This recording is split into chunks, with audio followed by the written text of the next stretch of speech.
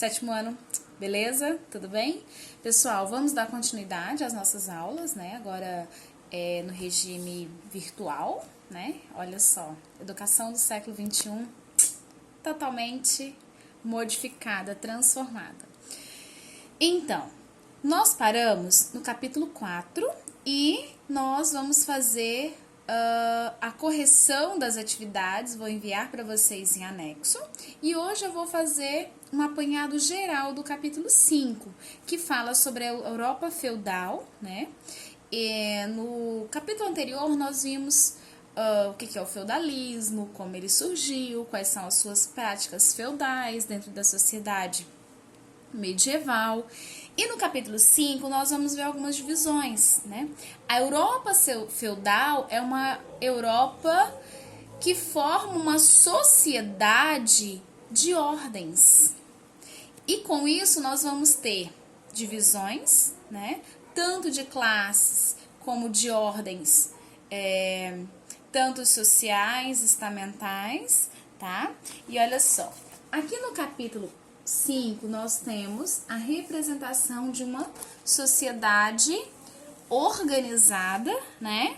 Uma sociedade feudal, na qual ela vai ser dividida em ordens.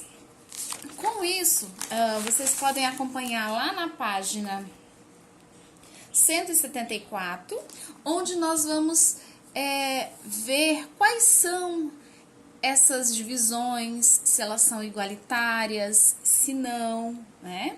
Então, olha só, vamos lá.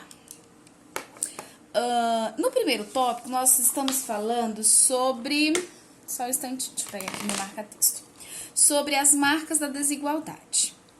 Nós vimos que a sociedade, ela estava dividida em ordens ou estamentos. O que isso quer dizer, né? Que divisão é essa?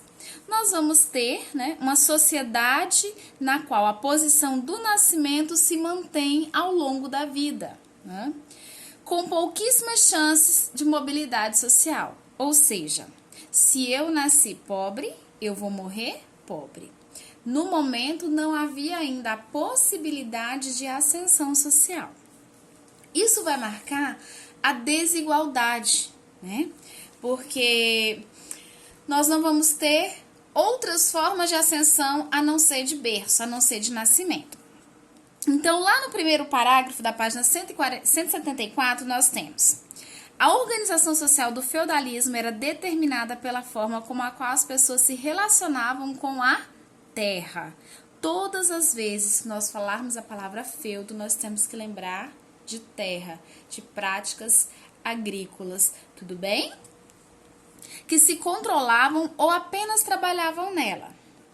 Podemos dividir a sociedade de ordens em 3 grandes grupos. 2 deles controlavam as terras e um terceiro trabalhava. Olha só, então nós vamos ter o quê? A divisão em 3 partes, né? Então, a desigualdade que o autor fala da apostila é justamente essa divisão. Então, olha só, nós vamos ter 2 grandes grupos controladores de terra e um terceiro que vai trabalhar na terra, né? Vai praticar a agricultura. Por volta do ano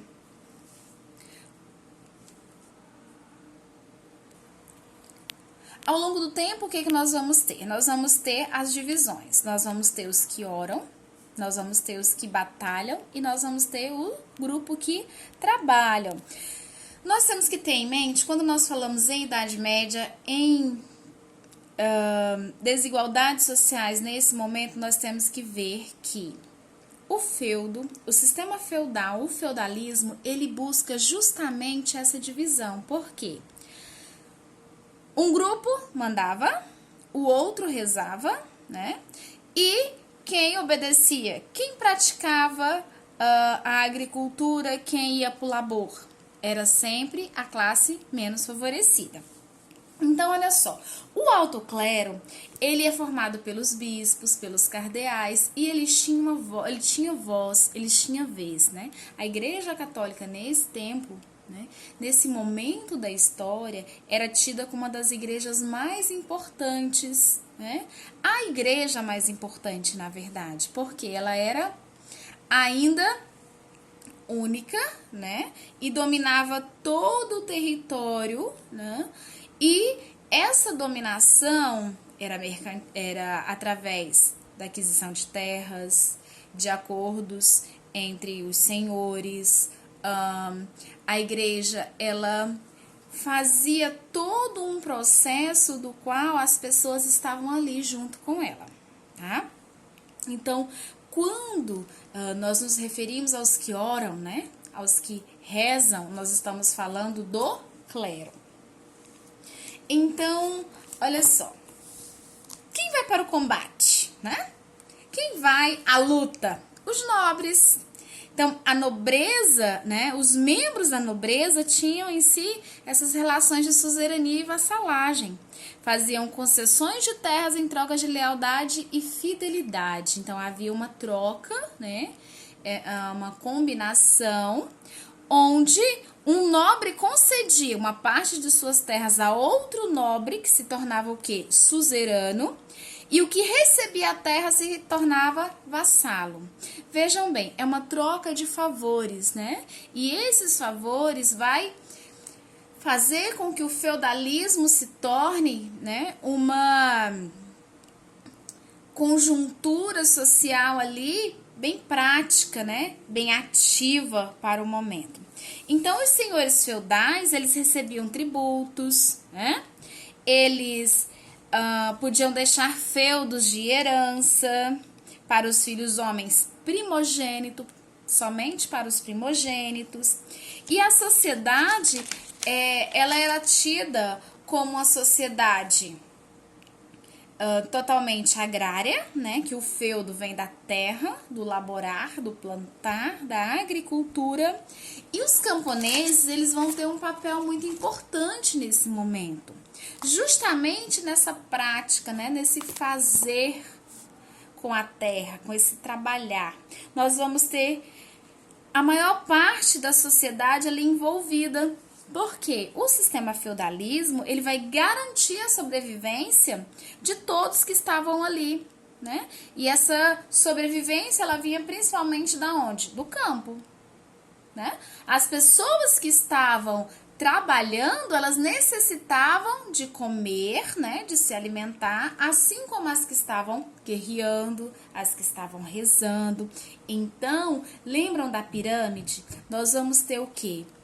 Uma cooperação, né? Todos vão participar para que todos possam usufruir. Então, dentro desse modelo de administração, os camponeses, eles vão ser muito importantes para a época. Então, eles vão movimentar toda uma sociedade da qual vai se passar pela mão do camponês.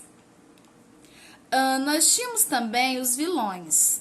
Os vilões, eles não eram presos às terras, né? Eles podiam escolher os feudos onde trabalhar. Ele era um trabalhador livre, se nós formos comparar com hoje, tá? E eles eram protegidos pelos senhores feudais e participavam de todas as cerimônias que a eles as cerimônias que eles podiam participar. Eles não podiam avançar o sinal, digamos assim. E olha só, lá na página 177, nós temos aqui 3 figuras importantes, né, que retratam bem, e nós temos uma passagenzinha que eu vou ler aqui para vocês, que eu achei bem interessante. Ao longo do ano todo, os servos tinham ocupação, preparavam os campos, trabalhavam, né, plantavam, colhiam, criavam animais. E segundo o bispo, nenhum homem só livre poderia subsistir sem os servos. Nas iluminuras do século VIII, servos semeiam, colhem, amassam uvas para fazerem o vinho. Então, olha só, as 3 imagens que eu falei para vocês, elas vão representar as práticas que os camponeses faziam. E aqui nós temos o quê? Um reconhecimento da importância dessa figura do camponês no processo histórico dentro do sistema feudal, o feudalismo. Então, o que nós vamos ter dentro do sistema feudal? Nós vamos ter a Igreja Católica, né, que vai manter a fé, vai manter o equilíbrio, durante toda a Idade Média, ela vai dizer, né, ela vai comandar todas as crenças, todos os valores. A igreja, ela é primordial. Tá? Então, o clero e a comunicação vai se tornando um ato de comunicar, de passar para a população a importância dessa fé, né? A importância do papel da igreja.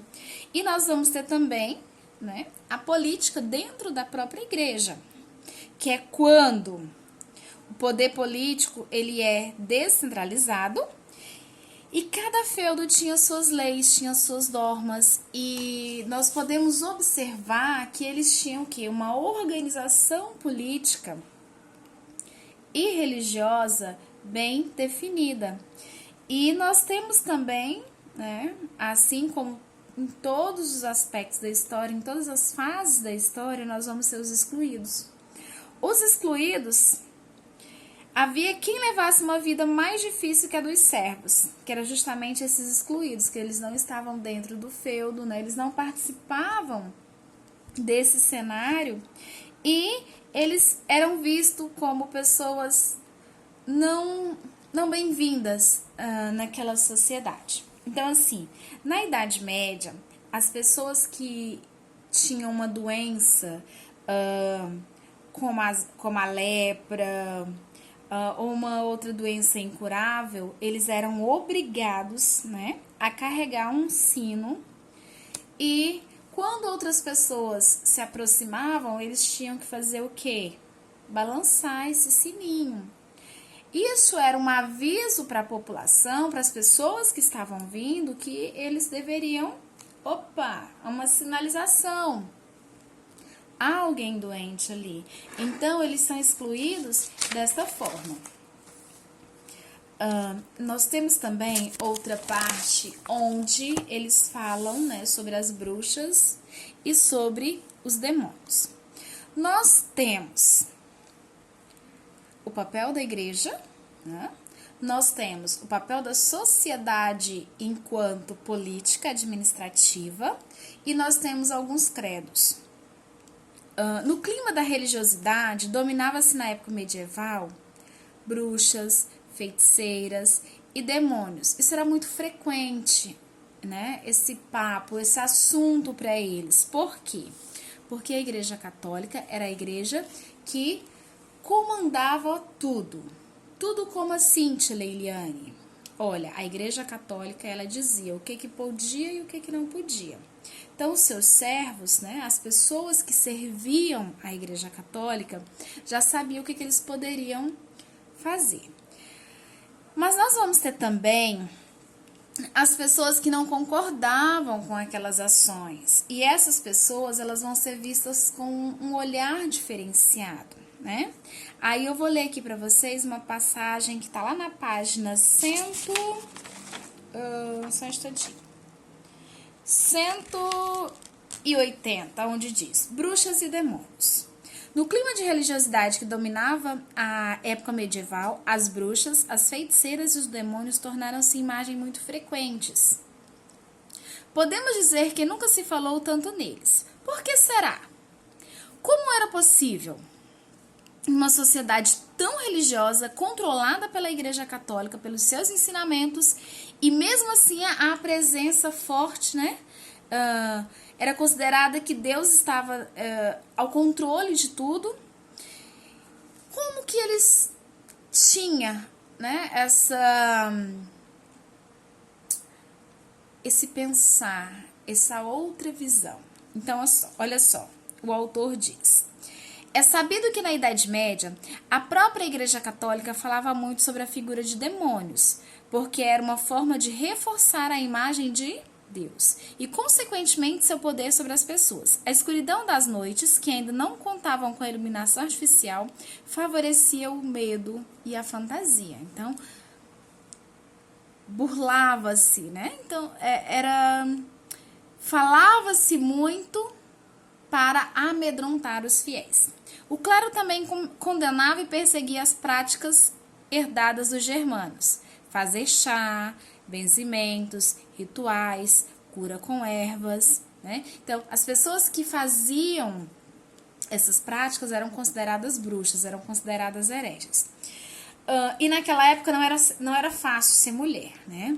Porque nós temos mulheres ativas na história desde os tempos primórdios, né? Desde a descoberta da humanidade, é tanto que o primeiro crânio que encontraram lá na África é da Luzia, né? Uma possível negra, uma mulher, né? Estamos à frente.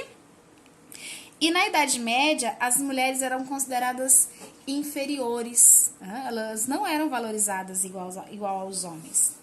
Assim como também hoje a sociedade, a mulher vem lutando para um